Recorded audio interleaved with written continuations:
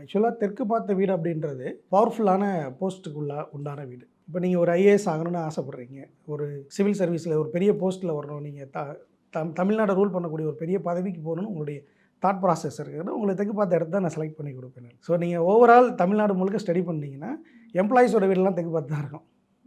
Government சம்பளம் வாங்குற வீடெல்லாம் தெற்கு பார்த்து தான் இருக்கும். பெண்கள் பேரில் இருக்க சொத்து எல்லாமே தெற்கு பார்த்து தான் இருக்கும். ஆக்சுவலாக இன்னொன்று பேர் பெண் சொத்துன்னு கூட சொல்லுவோம் நாங்கள். பெரிய பதவியில் இருக்கிறவங்க வீடுகளும் தெற்கு பார்த்து தான் இருக்கும். அப்போ தாராளமாக தெற்கு பார்த்து வாங்கலாம். எல்லா சொத்துமே நல்ல சொத்து தாங்க. இவங்களுக்கு ஒழுங்காக வீடுக்கு பிளான் கொடுத்து நல்ல வீடை கட்டுறதுக்கு இவங்களுக்கு பிளான் சொல்கிறதுக்கு அந்த நாலேஜ் கிடையாது. அதனால் தெற்கு பார்த்த வீடை வந்து வேணான்னு சொல்லிடுவாங்க. யூஸ்வலாக தெற்கு பார்த்த வீடும் மேற்கு பார்த்த வீடும் நாங்கள் ஒரு கன்சல்டண்ட்டாக இருந்தாலும் பிளான் கொடுக்கும்போது சில பேசிக்கான தவறு வரும். அந்த தவறு வந்து அவங்களுக்கு எடுத்து சொல்லணும். இல்லைன்னா கிளைண்ட்டை கன்வின்ஸ் பண்ணணும், இந்த தவறெல்லாம் விட்டுருங்க, சாக்ரிஃபைஸ் பண்ணிக்கிங்க, இந்த வீடு இப்படி தான் கட்டணும்னு சொல்லி அது அவங்களுக்கு எடுத்து சொல்லி புரிய வச்சு பிளான் கொடுத்தோம்னா எல்லா சைட்டுமே நல்ல சைட்டு தான். வாஸ்துப்படி வீடு அமைச்சிக்கிறதுல ஒன்று வாஸ்து தெரிஞ்ச நபரை நீங்கள் கூட வச்சுக்கிடணும், அல்லது வாஸ்து நீங்கள் கற்றுக்கிடணும். இதில் வாஸ்து தெரிஞ்ச நபர் அப்படின்றது அவருக்கு வாஸ்து தெரியுமான்றது உங்களுக்கு தெரியாது.